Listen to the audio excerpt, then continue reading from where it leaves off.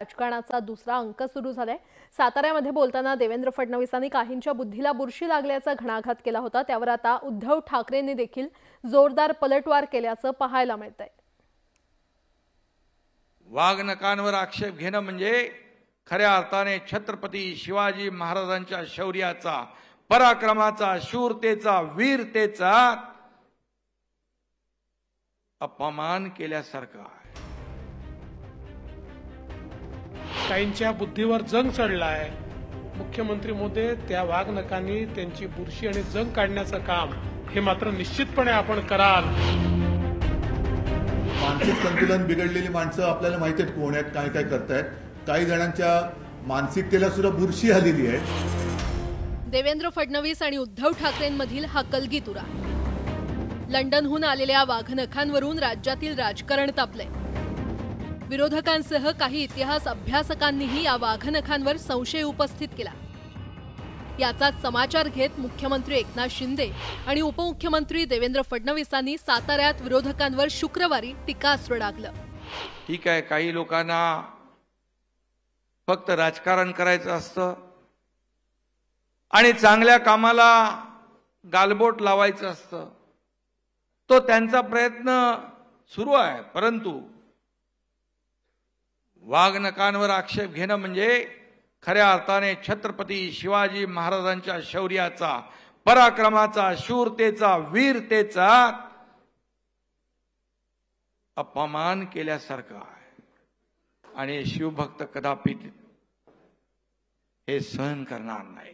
मला विश्वास आहे आज सुधीर भाऊंनी ज्यावेळी मुख्यमंत्र्यांचं स्वागत केलं त्यावेळी त्यांना देखील वाघनकं दिली आहेत। आता कोणाचा कोथळा तर काढायचा नाही आहे, पण काहींच्या बुद्धीवर बुरशी आली आहे, काहींच्या बुद्धीवर जंग चढलाय। मुख्यमंत्री महोदय त्या वाघनकांनी त्यांची बुरशी आणि जंग काढण्याचं काम हे मात्र निश्चितपणे आपण कराल, हा मला विश्वास आहे।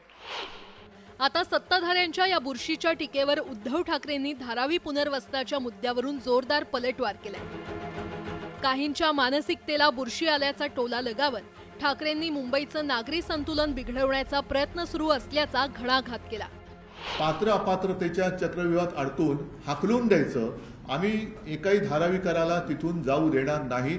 आम्ही प्रत्येक धारावीकराच्या मागे उभं राहू, पण पात्र अपात्रतेचा निकष लावून धारावी रिकामी करायची आणि मग रिकामी केलेली ही धारावी अदानीच्या घशामध्ये अलगद जाईल की जिकडे पुन्हा भूखंडाचा श्रीखंड ओरपाला हे सगळे तयार। मुख्य मुद्दा काय आहे की हे सगळे जे काय कारस्थान आहे ते मुंबईचं नागरी संतुलन बिघडवण्याचा हा डाव आहे। नागरी संतुलन, आपण मानसिक संतुलन बोलतो, मानसिक संतुलन बिघडलेली माणसं आपल्याला माहिती आहेत कोण आहेत, काय काय करतायत।